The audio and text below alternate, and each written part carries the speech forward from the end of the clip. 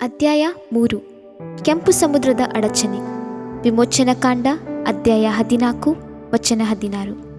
ಮತ್ತು ನೀನು ನಿನ್ನ ಕೋಲನ್ನು ಎತ್ತಿ ಸಮುದ್ರದ ಮೇಲೆ ಕೈಚಾಚಿ ಅದನ್ನು ವಿಭಾಗಿಸು.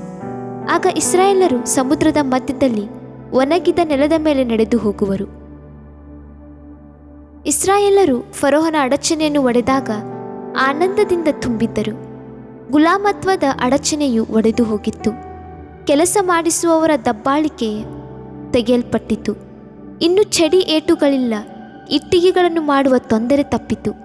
ಇನ್ನು ಅವರು ಐಗುಪ್ತರ ಕೋಪೋದ್ರೋಕದ ಮಾತುಗಳನ್ನು ಕೇಳುವುದೇ ಬೇಕಿಲ್ಲ. 400 ವರ್ಷಗಳ ಗುಲಾಮತ್ವದ ಕೊನೆಯಾಯಿತು. ಜೀವಾವಧಿ ಶಿಕ್ಷೆಗೆ ಗುರಿಯಾದ ಒಬ್ಬ ಕೈದಿ ಸೆರೆಮನೆಯಿಂದ ಹೊರಗೆ ಕಾಲಿಟ್ಟಾಗ ಬಿಡುಗಡೆಯ ನುಟ್ಟಿಸಿರನ್ನು ಬಿಡುವುದಿಲ್ಲವೇ? ಅದೇ ರೀತಿ ಇಸ್ರಾಯೇಲರಿಗೆ ಆ ದಿನ ಅನ್ನಿಸಿರಬೇಕು. ಅವರು ಸಂತೋಷದಿಂದ ಕುಣಿದಾಡಿರಬೇಕು. ಹಾಡು ಮತ್ತು ಕುಣಿತದ ಮೂಲಕ ಅವರು ಸಂತೋಷದಿಂದ ಕೂಗಾಡಿರಬೇಕು. ದೇವರ ಗಣಗಳ ರೀತಿ ಅವರು ಇದುವರೆಗೂ ಗುಲಾಮತ್ವದಲ್ಲಿ ಜೀವಿಸಿದ್ದ ರಾಮ್ಸೆಯಿಂದ ಹೊರಟಿರಬೇಕು. ಬರೀ ಗಂಡಸರು 6 ಲಕ್ಷವಿದ್ದರು. ಅಂದರೆ 6 ಲಕ್ಷ ಅವರೊಂದಿಗೆ ಹೆಂಗಸರು ಮತ್ತು ಮಕ್ಕಳನ್ನು ಸೇರಿಸಿದರೆ ಅವರ ಸಂಖ್ಯೆ 20 ಲಕ್ಷಗಳಾಗುತ್ತಿತ್ತು. ಅಷ್ಟು ದೊಡ್ಡ ಗುಂಪು ಜನರು ಸಂತೋಷದಿಂದ ಕೂಗಾಡುತ್ತಾ ಹೊರಟಿರುವುದನ್ನು ನೋಡಲು ಅದೊಂದು ಮನೋಹರ ದೃಶ್ಯವಾಗಿತ್ತು. ಅಂದು ಅವರು ಕಾನಾನಿಗೆ ತಮ್ಮ ಪ್ರಯಾಣವನ್ನು, ತಮ್ಮ ಕುರಿದನಗಳು, ತಮ್ಮ ಪಕ್ಷಿಗಳು, ತಮ್ಮ ಮೃಗಗಳು, ತಮ್ಮ ಸಾಕು ಪ್ರಾಣಿಗಳು, ತಮ್ಮ ಎಲ್ಲ ಸಾಮಾನು ಸರಂಜಾಮುಗಳೊಂದಿಗೆ ಪ್ರಾರಂಭಿಸಿದರು. ಮೋಶೆಯು ಅವನೊಂದಿಗೆ ಯೋಸೇಫನ ಎಲುಬುಗಳನ್ನು ತೆಗೆದುಕೊಂಡು ಹೋಗಲು ಮರೆಯಲಿಲ್ಲ. ಯಾಕೆಂದರೆ 400 ವರ್ಷಗಳ ಹಿಂದೆ ಯೋಸೇಫನು ಇದನ್ನು ಪ್ರವಾದಿಸಿದ್ದನು. ಯೋಸೇಫನು ತನ್ನ ಅಣ್ಣ ತಮ್ಮಂದಿರಿಗೆ, ನನಗೆ ಅವಸಾನ ಕಾಲ ಸಮೀಪಿಸಿತು, ಆದರೆ ದೇವರು ನಿಶ್ಚಯವಾಗಿ ನಿಮ್ಮನ್ನು ಪರಾಂಬರಿಸಿ ಈ ದೇಶದಿಂದ ತಾನು ಅಬ್ರಹಾಂ, ಈಸಾಕ್, ಯಾಕೋಬರಿಗೆ ಕೊಡುತ್ತೇನೆಂದು ಪ್ರಮಾಣವಾಗಿ ಹೇಳಿದ ದೇಶಕ್ಕೆ ನೀವು ಹೋಗಿ ಸೇರುವಂತೆ ಮಾಡುವನೆಂದು ತಿಳಿದುಕೊಳ್ಳಿರಿ ಎಂದು ಹೇಳಿದನು. ಇದಲ್ಲದೆ ಯೋಸೇಫನು ಇಸ್ರಾಯೇಲನ ಮಕ್ಕಳಿಗೆ, ದೇವರು ನಿಸ್ಸಂದೇಹವಾಗಿ ನಿಮ್ಮನ್ನು ಪರಾಂಬರಿಸುವನು, ಆಗ ನೀವು ನನ್ನ ಶವವನ್ನು ನಿಮ್ಮ ಸಂಗಡ ಹೊತ್ತುಕೊಂಡು ಹೋಗಬೇಕೆಂದು ಹೇಳಿ ಹಾಗೇ ಮಾಡುತ್ತೇನೆಂಬುದಾಗಿ ಅವರಿಂದ ಪ್ರಮಾಣ ಮಾಡಿಸಿದನು. ಆದಿಕಾಂಡ ಅಧ್ಯಾಯ 50 ವಚನ 24-25. ಐಗುಪ್ತರು ಇಸ್ರಾಯೇಲರು ಹೋಗುವುದನ್ನು ನೋಡುತ್ತಿದ್ದಾಗ ಅವರು ಅವರಿಗೆ ಬೆಳ್ಳಿಯ ಪಾತ್ರೆಗಳು, ಚಿನ್ನದ ವಸ್ತುಗಳು ಮತ್ತು ಬಟ್ಟೆಗಳನ್ನು ಕೊಟ್ಟರು. ನಿಜವಾಗಿಯೂ ಅವರು ಅವರಿಗೆ 400 ವರ್ಷಗಳ ಗುಲಾಮತ್ವದ ಸೇವೆ ಮಾಡಿದ್ದಕ್ಕಾಗಿ ಅವರಿಗೆ ಕೊಡಬೇಕಾಗಿತ್ತು. ಇಸ್ರಾಯೇಲರು ಬಹಳ ಸಂತೋಷದಿಂದ ಹೊರಟರು. ಪ್ರಯಾಣವು ಮುಂಜಾನೆಯಲ್ಲಿ ಪ್ರಾರಂಭವಾಯಿತು. ಪ್ರಯಾಣವು ಕಾಲ್ನಡಿಗೆಯಾಗಿತ್ತು. ಆದರೆ ಮಕ್ಕಳು ಅದೊಂದು ಕಾನಾನಿಗೆ ಮನೋರಂಜನಾ ಪ್ರಯಾಣವೆಂಬಂತೆ ಸಂತುಷ್ಟರಾಗಿದ್ದರು. ಮಧ್ಯಾಹ್ನವಾದಾಗ ಬಿಸಿಲು ಅದರ ಉತ್ತುಂಗದಲ್ಲಿತ್ತು. ಆದರೆ ಇಸ್ರಾಯೇಲರಿಗೆ ಅದರ ಕಾವು ತಟ್ಟಲಿಲ್ಲ. ಅವರು ಆಕಾಶದ ಕಡೆಗೆ ಕಣ್ಣೆತ್ತಿ ದೃಷ್ಟಿಸಿದರು. ಇಗೋ, ಒಂದು ಮೋಡದ ಕಂಬವು ನಿಧಾನವಾಗಿ ಒಂದು ಬೀಸಣಿಕೆಯಂತೆ ಅವರ ಮೇಲೆ ಚಾಚಿತು. ಅದು ಇಸ್ರಾಯೇಲರಿಗೆ ಬಿಸಿಲಿನಿಂದ ರಕ್ಷಣೆಯಾಗಿತ್ತು. ನಿಧಾನವಾಗಿ ಮತ್ತು ಸುಂದರವಾಗಿ ಅದು ಅವರೊಂದಿಗೆ ಮುಂದುವರಿಯುತ್ತಿತ್ತು. ಎಂತಹ ಅದ್ಭುತ! ಇಸ್ರಾಯೇಲರು ಮೋಡದ ಸ್ತಂಭವನ್ನು ಕಂಡಾಗ ಸಂತೋಷಿಸಿದರು ಮತ್ತು ಉತ್ಸಾಹದಿಂದ ಕರ್ತನ ಪ್ರೀತಿ ಮತ್ತು ಕೃಪೆಯನ್ನು ಹಾಡಿದರು.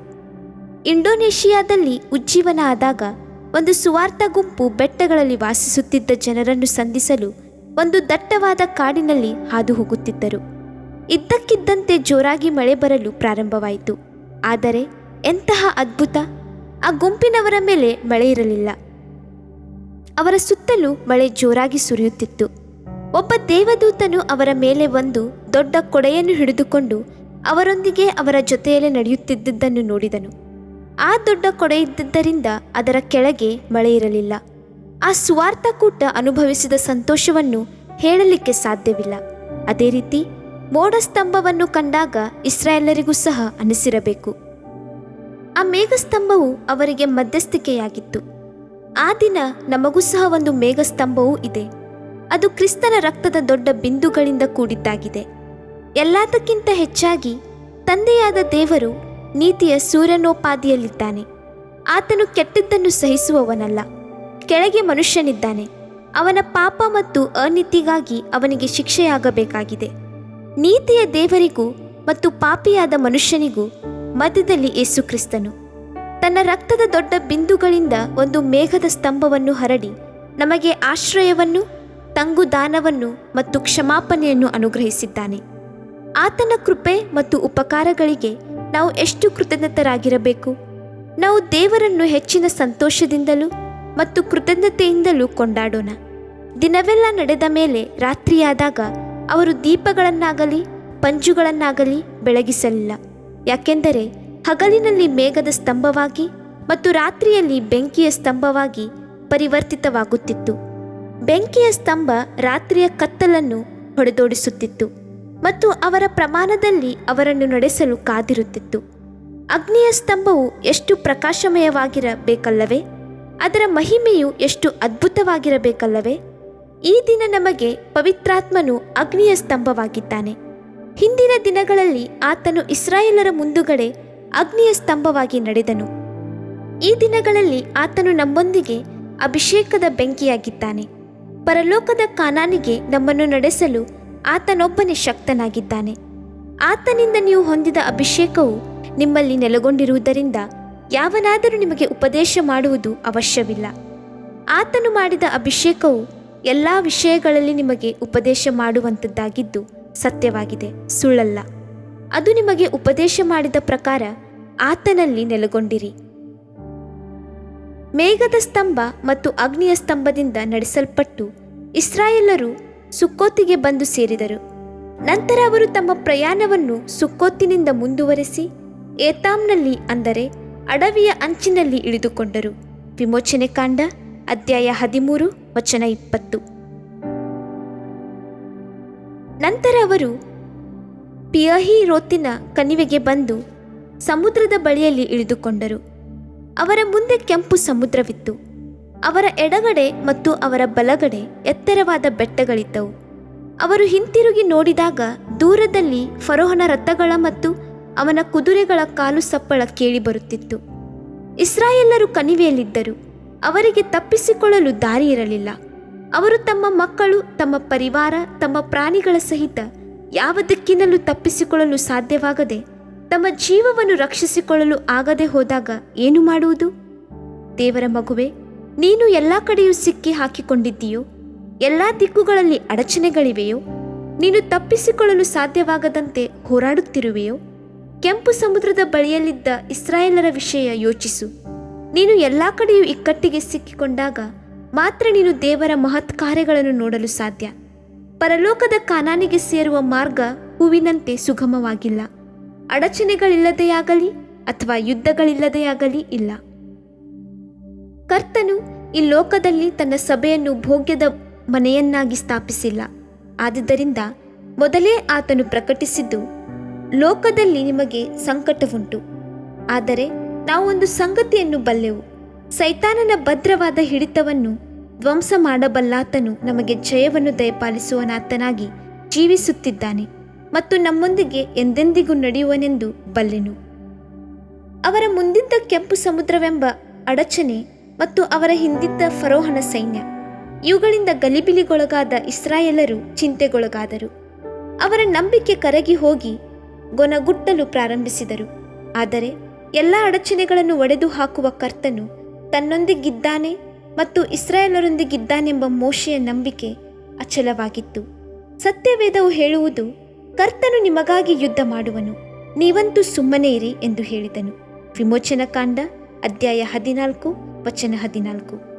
ಎಂತಹ ನಂಬಿಕೆಯಿಂದ ಕೂಡಿದ ಮಾತುಗಳು! ಜಯದ ಕಡೆಗೆ ನಡೆಸಿ ಬಲವನ್ನು ಕೊಡುವ ಜೀವದ ಮಾತುಗಳು. ಅವರ ಮುಂದೆ ಬೋರ್ಗರೆಯುವ ಸಮುದ್ರ, ಅವರ ಹಿಂದೆ ಫರೋಹನ ಚಕ್ರದ ರಥದ ಗಡಗಡ ಸಪ್ಪಳ. ಅಯ್ಯ, ಒಂದು ಕಡೆ ಕೆಲಸವಿಲ್ಲವೆನ್ನುವ ಸಂಕಟ, ಮತ್ತೊಂದು ಕಡೆ ಸಾಲಗಾರರ ಕಾಟ. ಅಯ್ಯ, ಒಂದು ಕಡೆ ನನ್ನ ಹೆಣ್ಣು ಮಕ್ಕಳು ಮದುವೆಯಾಗಿಲ್ಲ, ಮತ್ತೊಂದೆಡೆ ವರದಕ್ಷಿಣೆಗೆ ಬರುವ ಒತ್ತಡಗಳು. ನಾನು ನಾಚಿಕೆಯಿಂದ ಕುಂದಿ ಹೋಗಿದ್ದೇನೆ. ಅಯ್ಯ, ಒಂದು ಕಡೆ ನನ್ನ ದೇಹದಲ್ಲಿನ ಅನಾರೋಗ್ಯ, ಮತ್ತೊಂದು ಕಡೆ ನನ್ನ ಅತ್ತೆಯ ಕಾಟ. ನಾನೇನು ಮಾಡಬೇಕು? ನಾನೆಲ್ಲಿಗೆ ಹೋಗಲಿ? ದೇವರ ಮಗುವೆ, ನೀನು ಅನೇಕ ವಿಷಯಗಳಲ್ಲಿ ಹೋರಾಡುತ್ತಿದ್ದೀಯೋ? ಮನಗುಂದಿ ಹೋಗಬೇಡ. ನಂಬಿಕೆಯಿಂದ ಕರ್ತನಲ್ಲಿ ಭರವಸವಿಡು. ಈ ಸಮಯದಲ್ಲೇ ಕರ್ತನು ನಿನ್ನ ಜೀವಿತದಲ್ಲಿ ಮಹತ್ ಕಾರ್ಯಗಳನ್ನು ಮಾಡುವನು. ಆತನ ಮೇಲೆ ಸಂಪೂರ್ಣ ನಂಬಿಕೆ ಇಟ್ಟು ಎಲ್ಲ ಚಿಂತೆಯನ್ನು ಆತನ ಮೇಲೆ ಹಾಕಿರಿ. ಆತನು ನಿಮ್ಮ ಪರವಾಗಿ ಯುದ್ಧ ಮಾಡಲಿ. ಅಡಚಣೆಗಳನ್ನು ಒಡೆಯುವ ಕರ್ತನು ಜೀವಂತನಾಗಿದ್ದಾನೆ. ಅಡಚಣೆಗಳು ಮುರಿಯಲ್ಪಡುವುದು. ಕರ್ತನು ಮೋಶೆಗೆ ಹೇಳಿದ್ದು, ನೀನು ನಿನ್ನ ಕೋಲನ್ನು ಎತ್ತಿ ಸಮುದ್ರದ ಮೇಲೆ ಕೈಚಾಚಿ ಅದನ್ನು ವಿಭಾಗಿಸು. ಆಗ ಇಸ್ರಾಯೇಲರು ಸಮುದ್ರದ ಮಧ್ಯದಲ್ಲಿ ಒಣಗಿದ ನೆಲದ ಮೇಲೆ ನಡೆದು ಹೋಗುವರು. ವಿಮೋಚನಕಾಂಡ ಅಧ್ಯಾಯ 14 ವಚನ 16. ಮೋಶೆಯ ಕೋಲು ಕೆಂಪು ಸಮುದ್ರವೆಂಬ ಅಡಚಣೆಯನ್ನು ತೆಗೆದುಹಾಕಲು ಸಹಾಯಕ್ಕೆ ಬಂತು. ಎಂತಹ ಅದ್ಭುತ! ಎಷ್ಟಾದರೂ ಅದು ಒಂದು ಸಾಮಾನ್ಯ ಕೋಲು. ಕೋಲನ್ನು ಚಾಚುವುದಕ್ಕೂ ಮತ್ತು ಕೆಂಪು ಸಮುದ್ರವನ್ನು ವಿಭಾಗಿಸಿ ದಾರಿಯನ್ನು ತೆರೆಯುವುದಕ್ಕೂ ಏನು ಸಂಬಂಧ? ಇದರಲ್ಲಿರುವ ಆತ್ಮಿಕ ಅರ್ಥವೇನು? ಮೋಶೆಯ ಕೋಲು. ಕರ್ತನು ಮೋಶೆಯನ್ನು ಸೇವೆಗೆ ಕರೆದಾಗ ಅವನ ಕೈಯಲ್ಲಿದ್ದದ್ದು ಬರೀ ಒಂದು ಕೋಲು. ಕರ್ತನು ಅವನನ್ನು, ಅದೇನು ನಿನ್ನ ಕೈಯಲ್ಲಿರುವುದು ಎಂದು ಕೇಳಿದನು. ಅವನು, ಇದು ಕೋಲು ಅಂದನು. ಮೋಶೆಗೆ ಆ ಕೋಲು ಅವನ ಸ್ವಂತ ಶಕ್ತಿಯಾಗಿತ್ತು. ಅವನು ಅದನ್ನು ಕುರಿಗಳನ್ನು ಮೇಯಿಸುವಾಗ, ಸಿಂಹಗಳನ್ನು ಮತ್ತು ಕರಡಿಗಳನ್ನು ಓಡಿಸಲು ಉಪಯೋಗಿಸುತ್ತಿದ್ದನು. ಅವನು ಆ ಕೋಲಿನಿಂದ ಚದುರಿರುವ ಕುರಿಗಳನ್ನು ಒಟ್ಟುಗೂಡಿಸಿ ಕುರಿ ಹಿಂಡಿನಲ್ಲಿ ಸೇರಿಸಲು ಉಪಯೋಗಿಸುತ್ತಿದ್ದನು. ಮೋಶೆಯು ಅದನ್ನು ಅವನಿಗೆ ವಿರೋಧವಾಗಿ ಬರುವ ಯಾವುದೇ ಐಗುಪ್ತನ ಮೇಲೆ ಉಪಯೋಗಿಸಲು ಸಿದ್ಧನಿದ್ದನು. ಮತ್ತು ಕರ್ತನು ಮೋಶೆಗೆ ಆತನ ಕೋಲನ್ನು ನೆಲದ ಮೇಲೆ ಹೊಡೆಯಲು ಹೇಳಿದನು. ಆ ಸಮಯದಲ್ಲಿ ಕರ್ತನು ಮೋಶೆಗೆ ಶಕ್ತಿಯಾಗಿದ್ದ ಕೋಲನ್ನು ಬೀಸಾಡಲು ಯಾಕೆ ಹೇಳಿದನು ಎಂದು ಮೋಶೆಯು ತಿಳಿಯಲಿಲ್ಲ. ಮೋಶೆಯು ತನ್ನ ಕೋಲನ್ನು ತನ್ನಿಂದ ಬೇರ್ಪಡಿಸುವುದನ್ನು ಇಷ್ಟಪಡುತ್ತಿರಲಿಲ್ಲ. ದೇವರ ಮಗುವೆ, ನೀನು ನಿನ್ನ ಸ್ವಂತ ಶಕ್ತಿ, ನಿನ್ನ ಸ್ವಂತ ಬುದ್ಧಿ, ನಿನ್ನ ಸ್ವಂತ ಆಡಳಿತ ಮತ್ತು ನಿನ್ನ ಹೆಸರು ಮತ್ತು ಕೀರ್ತಿಯನ್ನು ಬೀಸಾಡದ ಹೊರತು ಕರ್ತನು ನಿನ್ನ ಮೂಲಕ ಕೆಲಸ ಮಾಡಲು ಸಾಧ್ಯವಿಲ್ಲ. ಕರ್ತನು ತನ್ನ ಚಿತ್ತವನ್ನು ನಿನಗೆ ತಿಳಿಯಪಡಿಸುವುದು ಸಾಧ್ಯವಿಲ್ಲ. ಅನೇಕ ಜನರು ಸಾಮಾನ್ಯವಾಗಿ ಹೇಳುವುದು, ನನಗೊಬ್ಬ ಪೊಲೀಸ್ ಅಧಿಕಾರಿ ಗೊತ್ತು, ಆತನ ಮೂಲಕವಾಗಿ ನಾನು ಈ ಅಡಚಣೆಯನ್ನು ಒಡೆಯಬಲ್ಲೆ. ನನಗೆ ಆ ವಕೀಲನು ಗೊತ್ತು, ಅವನ ಮೂಲಕ ನನ್ನ ವಿರೋಧಿಗೆ ನಾನು ಪಾಠ ಕಲಿಸಬಲ್ಲೆ. ನನಗೆ ಆ ಮಂತ್ರಿ ಗೊತ್ತು, ಅವನ ಮೂಲಕ ನಾನು ಒಳ್ಳೆ ಕೆಲಸವನ್ನು ಹೊಂದಬಲ್ಲೆ. ಜನರು ನಿಮಗೆ ಸಹಾಯ ಮಾಡುವರೆಂದು ನೀವು ಅವರ ಮೇಲೆ ಭರವಸೆ ಇಟ್ಟಿದ್ದರೆ ಕರ್ತನು ಎಂದೂ ನಿಮಗಾಗಿ ಮಧ್ಯಸ್ಥಿಕೆ ವಹಿಸುವುದಿಲ್ಲ ಮತ್ತು ಆತನು ನಿಮ್ಮ ಅಡಚಣೆಗಳನ್ನು ಒಡೆದು ಹಾಕುವುದಿಲ್ಲ. ನಿಮ್ಮಷ್ಟಕ್ಕೆ ನೀವೇ ಏನು ಮಾಡಲಾರಿರಿ ಎಂದು ನೀವು ಅರಿಯುವವರೆಗೆ ಮತ್ತು ನಿಮ್ಮ ಸ್ವಚಿತ್ತವೆಂಬ ಕೋಲನ್ನು ಬೀಸಾಡುವವರೆಗೆ ಕರ್ತನು ಸುಮ್ಮನಿರುವನು. ಆದುದರಿಂದ ಹೆಚ್ಚಿನ ಸಮಯವನ್ನು ಕಳೆಯದೆ ನಿಮ್ಮ ಕೋಲುಗಳನ್ನು ನೆಲಕ್ಕೆ ಬೀಸಾಡಿರಿ. ಕೋಲು ಸರ್ಪವಾಯಿತು. ಕರ್ತನು ಅವನಿಗೆ, ಅದನ್ನು ನೆಲದಲ್ಲಿ ಬೀಸಾಡು ಎಂದು ಹೇಳಿದನು.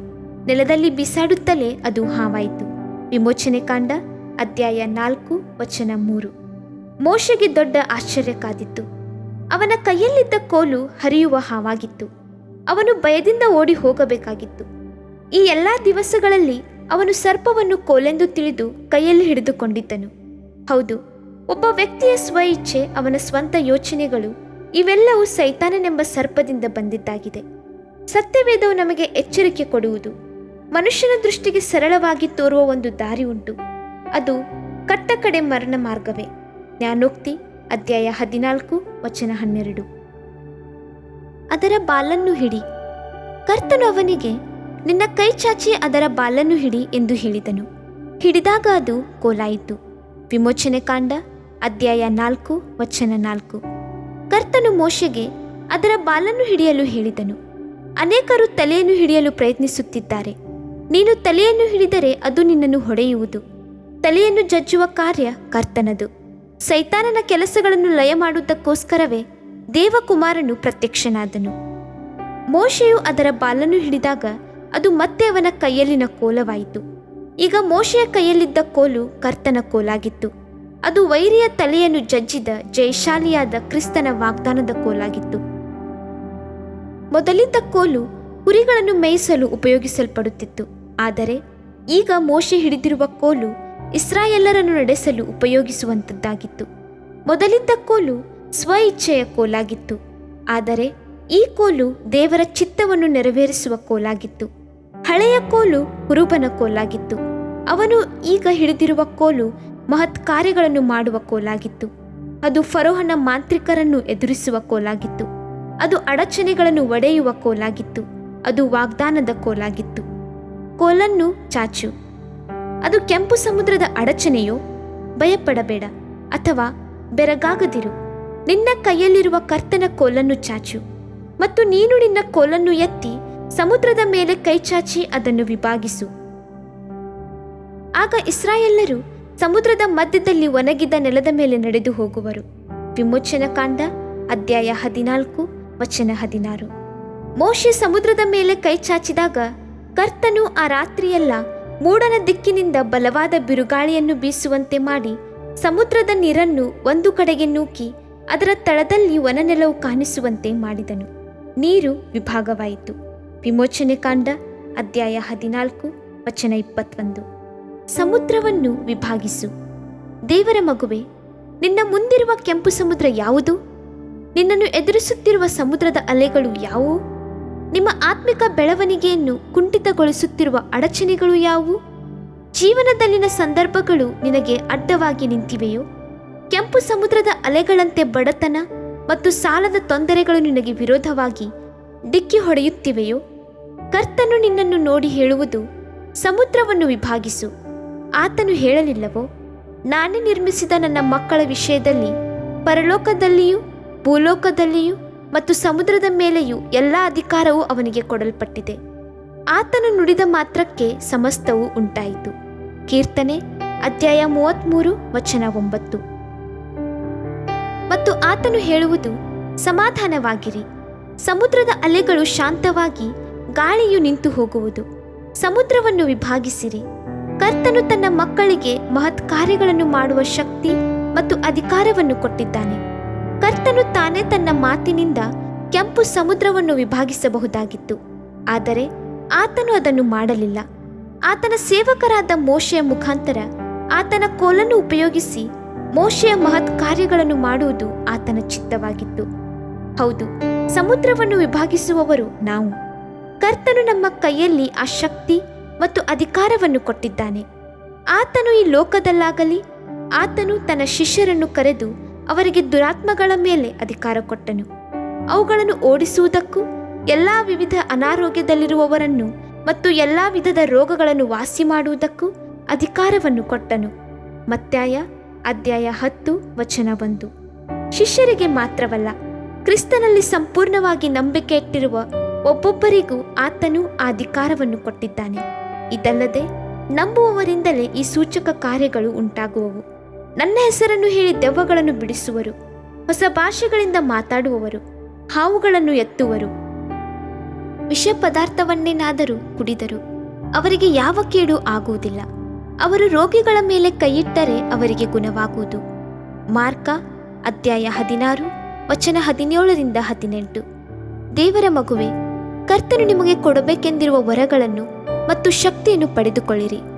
ನಿಮ್ಮ ದೇವರು ಜೀವಿಸುತ್ತಾನೆಂದು ನೀವು ನಿರೂಪಿಸುವುದು ಮಾತ್ರವಲ್ಲ, ಆದರೆ ನಿಮ್ಮ ಜೀವನದಲ್ಲಿ ಬರುವ ಎಲ್ಲ ಅಡಚಣೆಗಳನ್ನು ಒಡೆದು ಬಿಡುವ ಹಾಗೆ ಶಕ್ತರಾದ ವ್ಯಕ್ತಿಗಳಾಗಿ ಮಾರ್ಪಡುವಿರಿ. ನಿಮ್ಮ ಕೈಯಲ್ಲಿರುವ ಕೋಲು. ಆ ದಿನ ಮೋಶೆಯ ಕೈಯಲ್ಲಿ ಒಂದು ಕೋಲಿತ್ತು. ಈ ದಿನ ನಿಮ್ಮ ಕೈಗಳಲ್ಲಿ ವಾಗ್ದಾನದ ವಚನಗಳನ್ನು ಹೊಂದಿರುವ ಸತ್ಯವೇದವೂ ಇದೆ. ಕರ್ತನು ನಿಮಗಾಗಿ ಮಾತ್ರ ನಿಮ್ಮ ಜೀವನದ ಎಲ್ಲ ಕೆಂಪು ಸಮುದ್ರಗಳನ್ನು ವಿಭಾಗಿಸಲು ಶಕ್ತಿಯುತವಾದ ವಾಗ್ದಾನಗಳನ್ನು ಬರೆದಿದ್ದಾನೆ. ಅವು ಆತ್ಮಿಕವಾದದ್ದು ಮತ್ತು ಜೀವಿಸುವಂಥದ್ದು. ಯೋಹಾನನು ಬರೆದ ಸುವಾರ್ತೆ ಅಧ್ಯಾಯ 6 ವಚನ 63. ಅದು ಬಂಡೆಯನ್ನು ಪುಡಿ ಮಾಡುವಂಥ ಚಮಟಿಯಾಗಿದೆ. ಎರೆಮಿಯ ಅಧ್ಯಾಯ 23 ವಚನ 29. ಅದು ಯಾವುದೇ ಇಬ್ಬಾಯಿ ಕತ್ತಿಗಿಂತಲೂ ಚೂಪಾಗಿದೆ. ಇಬ್ರಿಯ ಅಧ್ಯಾಯ 4 ವಚನ 12. ತೊಂದರೆಗಳು ಬರುವಾಗ ಕರ್ತನು ನಿಮಗೆ ಕೊಟ್ಟ ವಾಗ್ದಾನವನ್ನು ಹಿಡಿಯಿರಿ. ವಾಗ್ದಾನದ ಶಕ್ತಿಯು ನಿಶ್ಚಯವಾಗಿ ದೇವರ ವಾಗ್ದಾನಗಳು ಎಷ್ಟಿದ್ದರೂ ಕ್ರಿಸ್ತನಲ್ಲಿ ದೃಢವಾಗುತ್ತವೆ. ಆದ ಕಾರಣ ದೇವರ ಪ್ರಭಾವವು ಪ್ರಕಾಶವಾಗಿರುವುದಕ್ಕೋಸ್ಕರ ಆತನ ಮೂಲಕವಾಗಿ ನಾವು ಅಮೇನ್ ಎಂದು ಹೇಳುತ್ತೇವೆ. 2 ಕೊರಿಂಥ ಅಧ್ಯಾಯ 1 ವಚನ 20. ವಾಗ್ದಾನ ಮಾಡಿದಾತನು ನಂಬಿಗಸ್ತನು. ಇಬ್ರಿಯ ಅಧ್ಯಾಯ 10 ವಚನ 23. ದೇವರು ಮನುಷ್ಯನಂತೆ 2 ಮಾತಿನವನಲ್ಲ, ಮಾನವನಂತೆ ಮನಸ್ಸನ್ನು ಬೇರೆ ಮಾಡಿಕೊಳ್ಳುವವನಲ್ಲ. ತಾನು ಹೇಳಿದ ಮೇರೆಗೆ ನಡೆಯುವುದಿಲ್ಲವೋ, ಮಾತು ಕೊಟ್ಟ ನಂತರ ನೆರವೇರಿಸುವುದಿಲ್ಲವೋ? ಅರಣ್ಯಕಾಂಡ ಅಧ್ಯಾಯ 23 ವಚನ 19. ವಾಗ್ದಾನಗಳನ್ನು ಹೇಳಿರಿ, ನಂಬಿಕೆಯಿಂದ ಬೆಟ್ಟಕ್ಕೆ ಆಜ್ಞಾಪಿಸಿರಿ, ಈ ಬೆಟ್ಟಕ್ಕೆ ನೀನು ಕಿತ್ತುಕೊಂಡು ಹೋಗಿ ಸಮುದ್ರದಲ್ಲಿ ಬೀಳು ಎಂದು ಹೇಳಿದರೆ ಅದು ಆಗುವುದು. ಮತ್ತಾಯನು ಬರೆದ ಸುವಾರ್ತೆ ಅಧ್ಯಾಯ 21 ವಚನ 21. ಎಲಿಯನು ನಮ್ಮಂಥ ಸ್ವಭಾವದ ಮನುಷ್ಯನಾಗಿದ್ದನು, ಆದರೆ ಅವನು ಹೇಗೆ ಮಳೆಯನ್ನು ತರಿಸುವುದು ಮತ್ತು ನಿಲ್ಲಿಸುವುದು ಎಂದು ಬಲ್ಲವನಾಗಿದ್ದನು. ಯಾಕೆಂದರೆ ಅವನಿಗೆ ವಾಗ್ದಾನ ಮಾಡಿದಾತನು ನಂಬಿಗಸ್ತನು ಎಂದು ತಿಳಿದಿತ್ತು. ಕರ್ತನು ಅಬ್ರಹಾಮನಿಗೆ ಅವನ ಇಳಿ ವಯಸ್ಸಿನಲ್ಲಿ ವಾಗ್ದಾನ ಮಾಡಿದ್ದಾಗೂ ಅದು ನೆರವೇರುವಂತೆ ಮಾಡಿದನು. ಆತನು ಇಸ್ರಾಯೇಲರಿಗೆ ಕಾನಾನ್ ದೇಶವನ್ನು ವಾಗ್ದಾನ ಮಾಡಿದ್ದನು. ಅದರಂತೆ ಆತನು ಅವರನ್ನು ಜೇನು ಹಾಲು ಹರಿಯುವ ಕಾನಾನಿಗೆ ಕರೆತಂದನು. ಕರ್ತನು ಆದಾಮನಿಗೆ ಒಬ್ಬ ರಕ್ಷಕನನ್ನು ವಾಗ್ದಾನ ಮಾಡಿದ್ದನು. ಅದರಂತೆ ಆತನು ತನ್ನ ಒಬ್ಬನೇ ಮಗನನ್ನು ಮೆಸ್ಸಿಯನಾಗಿ ಕಳುಹಿಸಿದನು. ಪರಲೋಕಕ್ಕೆ ಏರಿ ಹೋಗುವ ಮೊದಲು ಆತನು ತನ್ನ ಶಿಷ್ಯರಿಗೆ ಪವಿತ್ರಾತ್ಮನನ್ನು ವಾಗ್ದಾನ ಮಾಡಿದ್ದನು. ಅದರಂತೆ ಆ ಪೆಂತಿಕೋಸ್ತ್ ದಿನದಂದು ಆತನು ಪವಿತ್ರಾತ್ಮನನ್ನು ಕಳುಹಿಸಿದನು. ಆತನು ನಮ್ಮ ಅಡಚಣೆಗಳನ್ನು ಒಡೆಯುವೆನೆಂದು ವಾಗ್ದಾನ ಮಾಡಿದ್ದಾನೆ. ನಿಜವಾಗಿಯೂ ಆತನು ಪ್ರತಿಯೊಂದು ಅಡಚಣೆಯನ್ನು ಒಡೆಯುವನು. ಆ ವಾಗ್ದಾನಗಳ ದೇವರು ನಂಬಿಗಸ್ತನೆಂಬ ನಂಬಿಕೆಯು ಅಪೊಸ್ತಲನಾದ ಪೌಲನಿಗೆ ಇದ್ದುದರಿಂದ ಅವನು ಧೈರ್ಯವಾಗಿ, ನಾನು ನಂಬಿರುವಾತನನ್ನು ಬಲ್ಲೆನು, ಆತನು ನನ್ನ ವಶದಲ್ಲಿಟ್ಟಿರುವುದನ್ನು ಆತನು ಆ ದಿನಕ್ಕಾಗಿ ಕಾಪಾಡುವುದಕ್ಕೆ ಶಕ್ತನಾಗಿದ್ದಾನೆಂದು ದೃಢವಾಗಿ ನಂಬಿದ್ದೇನೆ ಎಂದು ಸಾರಿದನು. ದೇವರ ಮಗುವೆ, ಎಲ್ಲ ಸಂದರ್ಭಗಳಲ್ಲಿ ಕರ್ತನಿಂದ ಮಾಡಲ್ಪಟ್ಟ ಒಂದು ವಾಗ್ದಾನ ನಮಗುಂಟು. ಆತನು ಸಂತರೊಂದಿಗೆ ಮಾಡಿದ ಅನೇಕ ಒಡಂಬಡಿಕೆಗಳುಂಟು.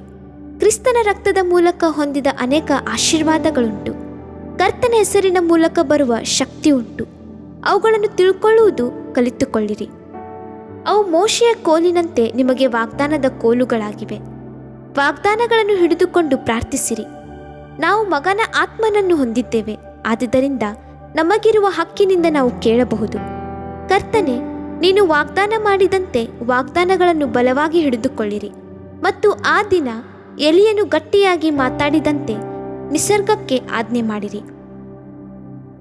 ಗಿಲ್ಯಾದಿನ ಪ್ರವಾಸಿಗಳಲ್ಲಿ ಶಿಷ್ಟಿಯನಾದ ಎಲಿಯ ಎಂಬವನು ಆಹಾಬನಿಗೆ, ನಾನು ಸನ್ನಿಧಿ ಸೇವೆ ಮಾಡುತ್ತಿರುವ ಇಸ್ರಾಯೇಲ್ ದೇವರಾದ ಕರ್ತನಾನೆ, ನಾನು ಸೂಚಿಸಿದ ಹೊರತು ಇಂದಿನಿಂದ ಕೆಲವು ವರುಷಗಳವರೆಗೆ ಮಳೆಯಾಗಲಿ ಮಂಜಾಗಲಿ ಬೀಳುವುದಿಲ್ಲ ಅಂದನು. ವಾಗ್ದಾನಗಳನ್ನು ಹಿಡಿದುಕೊಂಡು ಕೆಂಪು ಸಮುದ್ರವನ್ನು ವಿಭಾಗಿಸಿರಿ. ದೇವರ ಜನರು ಮುಂದುವರಿಯಬೇಕು.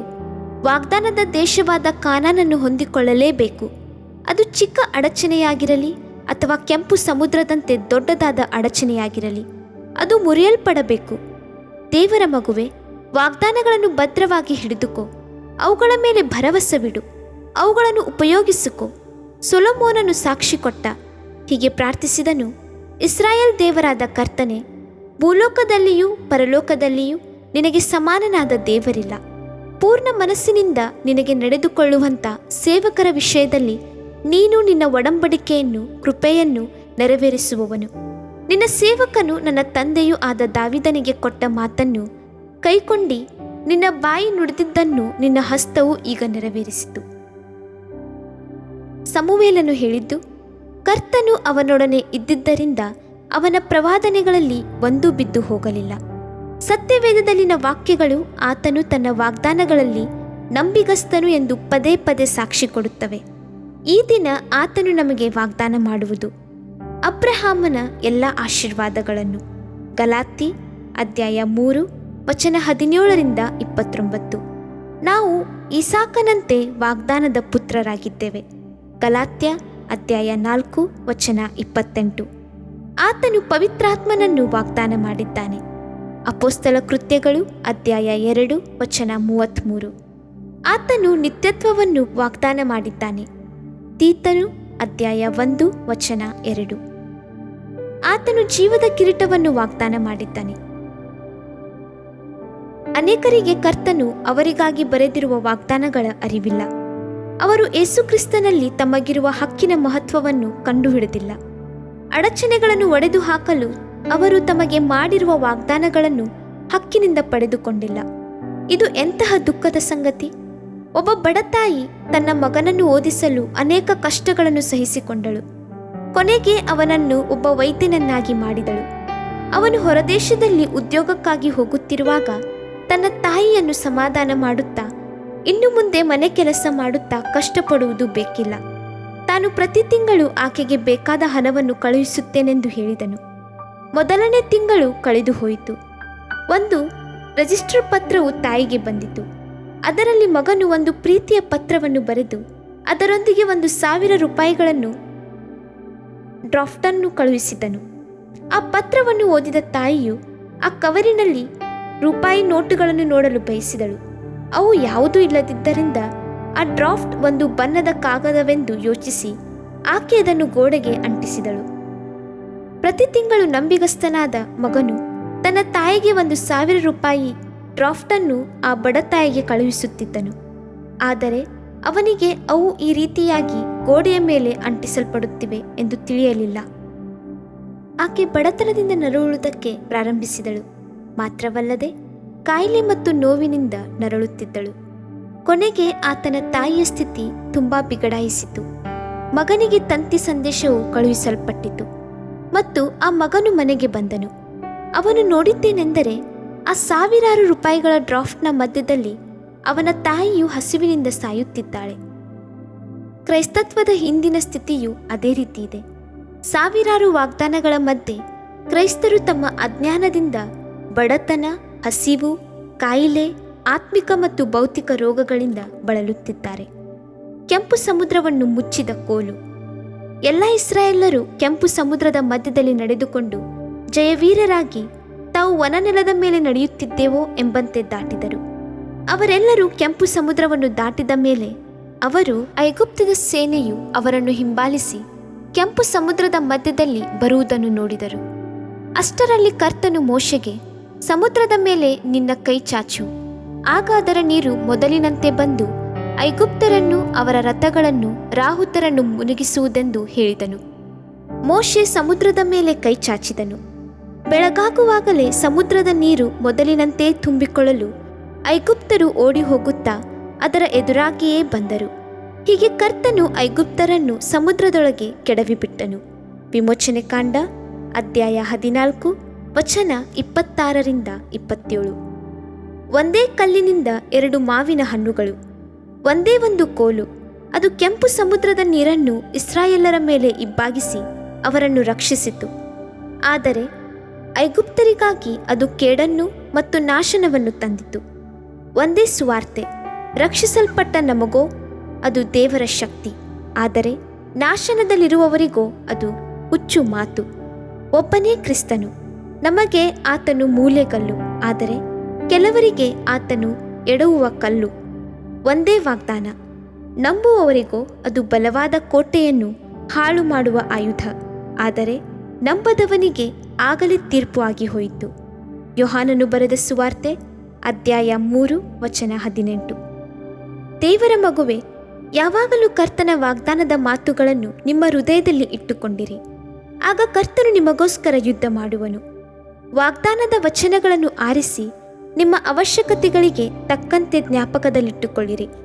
ಇದ್ದಕ್ಕಿದ್ದಂತೆ ರೋಗ ಅಥವಾ ಅಡಚಣೆಗಳು ಎಂಬ ತೊಂದರೆಗಳು ಕಾಣಿಸಿಕೊಂಡಾಗ ನೀವು ಜ್ಞಾಪಕ ಮಾಡಿಕೊಂಡಿದ್ದನ್ನು ತಕ್ಷಣವೇ ನೆನಪಿಗೆ ತಂದುಕೊಂಡು ಪ್ರಾರ್ಥಿಸಿರಿ. ಮತ್ತೊಮ್ಮೆ ಕರ್ತನ ವಾಗ್ದಾನವನ್ನು ನಾನು ನಿಮ್ಮ ನೆನಪಿಗೆ ತರಲು ಇಷ್ಟಪಡುತ್ತೇನೆ. ಒಡೆಯುವವನು ಅವರ ಮುಂದೆ ಹೊರಟಿದ್ದಾನೆ, ಅವರು ಬಾಗಿಲನ್ನು ಒಡೆದು ನುಗ್ಗಿ ಹೊರಟಿದ್ದಾರೆ. ಅವರ ಅರಸನು ಅವರ ಮುಂದೆ ತೆರಳಿದ್ದಾನೆ, ಕರ್ತನು ಅವರ ಮುಂಭಾಗದಲ್ಲಿ ನಡೆಯುತ್ತಿದ್ದಾನೆ.